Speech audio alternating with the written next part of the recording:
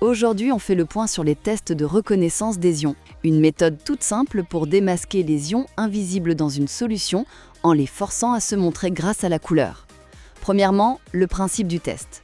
Le protocole est toujours le même, on prend un échantillon de la solution, on le met dans un tube à essai et on y ajoute quelques gouttes d'un liquide qu'on appelle un réactif. Si l'ion qu'on cherche est bien là, hop, une réaction chimique se produit. Et ça forme ce qu'on appelle un précipité. C'est tout simplement un solide qui apparaît comme par magie dans le liquide.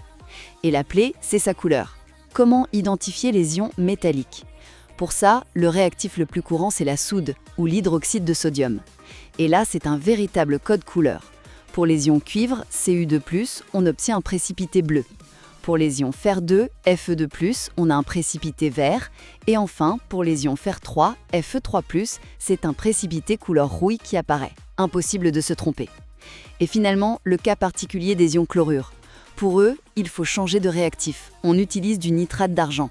Si des ions chlorure, Cl-, sont présents, un précipité blanc se forme. Et petite astuce, ce précipité blanc noircit quand on l'expose à la lumière. C'est la confirmation. Bref, en choisissant le bon réactif et en observant la couleur, on peut révéler l'identité chimique de n'importe quelle solution.